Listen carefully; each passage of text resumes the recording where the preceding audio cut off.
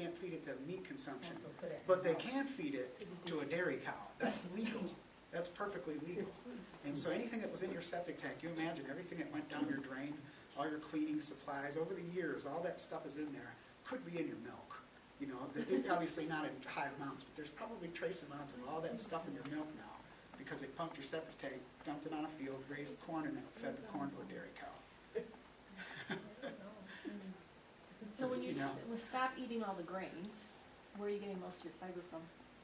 Fiber, there's a lot of fiber in most of your fruits and vegetables, actually. Yes. I do But eat some enough? grains. But I do enough? eat some grains, but I just know it. I just consider it, you know, as part of. If I ever had any health problems, if I ever got cancer, that's one of the first things I would drop, because I know it does acidify your body, and it doesn't really belong in there. You know, and right now I do eat brown rice, and you know I do eat some grain. I eat some corn chips. You know, I eat stuff like that from time to time. I personally, and I don't choose for other people, I haven't eaten meat in almost 2 years. I haven't eaten pork in 10 years or better. I haven't eaten beef in about 10 Where are you years. getting your protein from if you're not eating your meat? Right, that's a common misconception too. No, I'm asking. The human, well, this is why I say it's a misconception. The human body, especially an adult, requires about 5% protein out of your diet. You could eat blueberries all day and get almost enough protein. You really could. The human body cannot process, our kidneys just cannot process that much protein that fast. And that's why I'm 5'6" and weigh 190 pounds.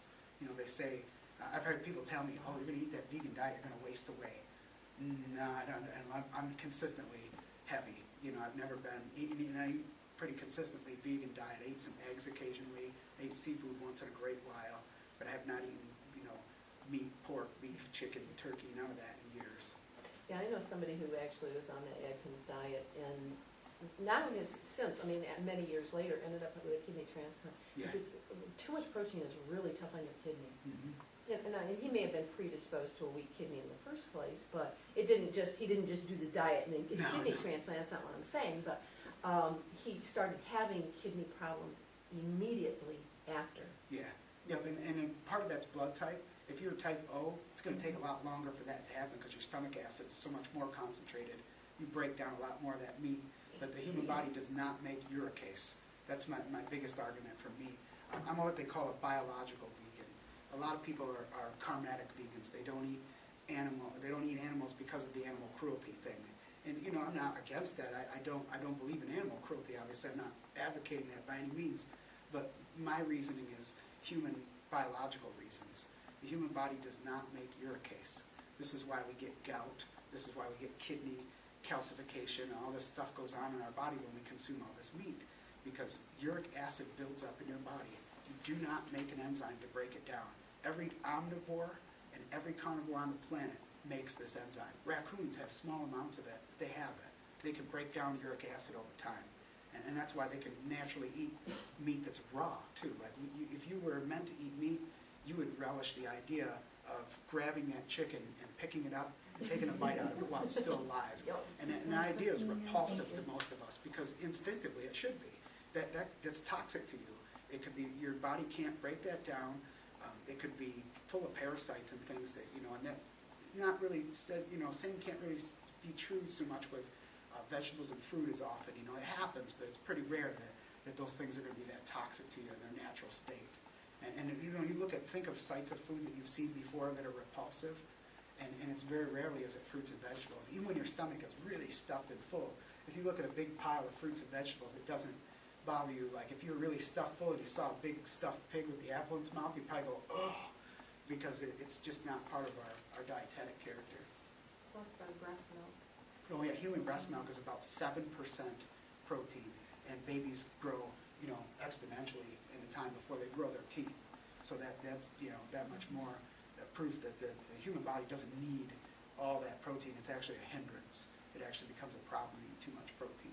And my dad did the Atkins diet and got kidney stones, and I think it was the combination of the too much meat and uric acid, which he may have been able to deal with being a B blood type, but he was eating all these meats that contain nitrates. So now you've busied up your liver, you've given it two things to deal with instead of one, and now it can't deal with all that, so naturally your uric acid levels are going to start to build up, and eventually it's going to calcify in your kidneys. Yeah, I did plantar fasciitis. My right foot went away when I quit eating meat. think it's still there. That injury is still there because it's from an old foot injury. It gets stiff once in a while, it never hurts anymore. And I think the reason why is because there's scar tissue in there. Circulation doesn't move through there as quickly.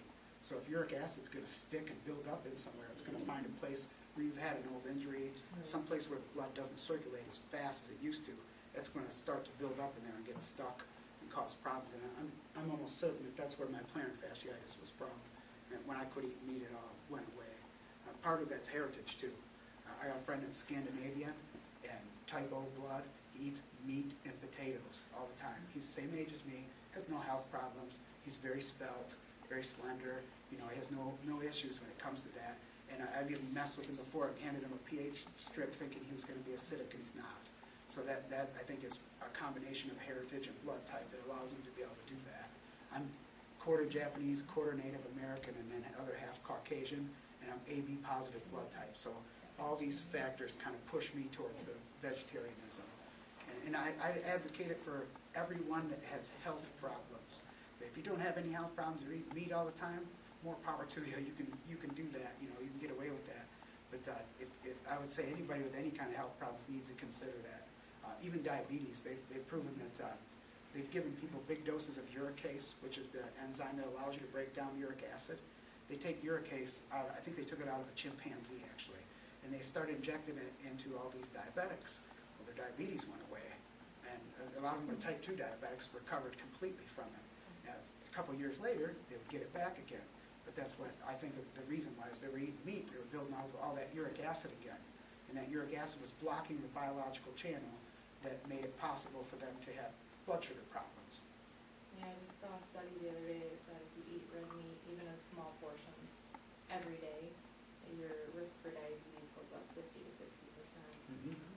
I think that's why. Any other part of your diet, just red meat. Yeah, but I'm not saying I know that's why. But I theorize that that's why because it just makes sense to me. If you can inject somebody with an enzyme that the body doesn't make and that problem goes away, my thing is, well, what is that enzyme eating that's causing a problem to begin with?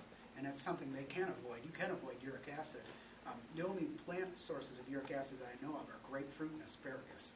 All the other sources of uric acid are pork and beef and anything with a cell nucleus. So even eggs are going to have a certain amount of it. The biggest offender, I think, is pork. You know, almost consistently through human bodies of any race and culture, the pork consumers are generally more acidic and have higher risks for all these different diseases too. So I think there's definitely a correlation there. Plus all the religions, it seems, Jews don't eat pork, Muslims don't eat pork. How many of the other Buddhists don't, obviously, and even Christianity, it even says in the Bible in a couple places about cloven-hooved animals and thou shalt not eat the flesh of the swine. And I'm thinking if people knew thousands of years ago from all these different cultures, you know, all these different walks of life, Muslims, Buddhists, Jews, you know, Christians, if all these people had that in their old books, there's something to that. I think they didn't know the reason back then. They couldn't explain, you know, on a scientific or a biological level even. They just knew, hey, people that eat that have a lot of problems. You know, they have a lot of health problems, so. You do a pH test on your urine and you're not acidic, but you're alkaline. Yeah. So you're at the other end. What does that mean? Well, most Is that people good, bad, or? it could be bad if you're really alkaline. You should be about 7 to 7.25. 7.5 is starting to get a little high. People that are on steroids, like if people with really bad asthma, they put you on a steroid, they could be like 9. And that the problem with having that pH is your kidneys have a lot of problems because there's a lot of ammonia in your blood, the possibility for that. Plus, the big one is, help me out here. You know what I'm talking about? Well, your cancer and candida all thrive in an acid system too. Right. Mostly acidic though. Acidic. When you get a high That's pH, you acid. become too alkaline. It becomes Yeah. alkaline. Candida. got a whole That's the thing. other set of Candida grows problems. really crazy. When you go acidic, Candida starts to change from its spore form and really slowly starts to grow roots through your intestines. Now you change that environment to like a 9 pH from like a dose of steroids, and it grows like crazy. Within days, what it would take months to grow, it would take days to do the same thing. It will grow systemically, and it will start to spread. Like if you had Candida in your colon and you got a big dose of steroids, you might start having an ear infection or sinus infection or yeast infection, you know, because it will take hold someplace else that it ordinarily wouldn't. So that's the biggest danger of having too high of a pH. Plus your kidneys are really getting bombarded now with all this ammonia and things that. So So what do you high do if amounts. it's high? If it's high, there's, it's something dietetic, I would say. You know, I would attack it dietetically. Yeah, I would, because there's really no permanent fix to pH. Like, we get people come in the store all the time. We sell products for that, which I'm really against. I really don't believe in pH products, because if your pH is off, then you're doing something wrong. You're ingesting something incorrect anyways, and you shouldn't take a pill to correct your So dietetic how do you determine problems, what you know? you're injecting isn't working for you? I mean, how do you go about doing that? Well, it'd be trial and error. Do you That's get on the simple as computer, that. Yeah. Google pH, and you can Yeah. get a whole list of foods that cause acid and foods that cause alkaline. If Mhm. you're Acid, acid, you alkaline eat diet. alkaline. Right. And you can balance it that way. Yep, you can look up acid alkaline diet. My favorite one is the human dietetic character, and it's raw food explained. Yeah, and I've got a book that's called Alkaline or Alkalize or Die, is another one. They Yeah, have yeah, that that's a list in good- there. What's your favorite one? Human, The human dietetic character. And that's very biological. They break it down all biological terms and not karmatic ones. That's the thing I run into a lot of people. They say, well, I was trying to read that book, but it's full of agendas, and it really turns them off, you know? And I say, I'm with you on that. I'm just, don't tell me about all the other stuff. I just want to know the scientific stuff. Let people decide for themselves what they want to do then, you know? Do you have those pH Yeah. to taste or to? Yeah, we sell them, but if you ask for them for a sample, if you're really curious, I didn't tell you that, but they have samples behind the counter, so you can get a sample that'll give you a few days worth, and that'll really tell you, because you really got to take it 3 times a day for a few days in a row, and kind of, you average them up to kind of figure out, because your pH could change throughout the course of oh, the day. yeah. And they prove that with a lot of people too, like in the morning, their pH is normal alkaline. They drink a cup of coffee and smoke a cigarette, and it makes them extremely acidic very quick. They dip down like 5.5. Now, if you think about this, if you're 7.25 and everything's peaking your immune system, and you're standing next to somebody that's hacking and they got really bad cold or flu or something, your body's ability to fight that off is going to be much greater than that person smoking a cigarette, drinking a coffee, whose pH just went down 5.5. Now their immune system's too busy with that to deal with this virus that the person next to them just coughed up. So that's kind of the way I like to think about that too. Optimum health. What times during the day do you test your pH or when? They say do it once in the morning when you first get up, in the middle of your day, and then right before you go to bed. Okay. You have an average a month, and they say do that a few days in a row, and that'll give you kind of a rough idea. I like the pH because it's a nice general map. That's some place to start. That's a good place to start it. None of your body's functions can be optimum. They can't be perfect if your pH isn't. And so it's a nice, you think about people take better care of their car and their plants and things. They're worried about every little detail that they dump into that stuff. They need to think about their bodies that way too. Is it better to use the ones for saliva or urine or? Not really. They say urine's a little more accurate than saliva, but Okay. they're both pretty general, and that's why they have you take more than one too. They don't just have you take it one time and use that like a flash, like for your general pH. Thank you. You're welcome. Is it true you need to drink a gallon of water a day? Not really, and that Half your depends on body what you weight. eat. Body weight. I mean, Half your body weight. Yeah. Ounces and body weight or? But then consider this too. Rabbits and a lot of those kind of animals don't drink. Humans aren't really drinking animals. They say if we ate enough fresh fruits and vegetables that we would never crave a glass of water unless we went out and exerted ourselves. So you got to weigh into how much raw fruits and vegetables do you eat, and how much dry and salty foods do you eat. If you eat things that are dry and salty, when you think about this on a cellular level, everything that goes into a cell is nice and wet.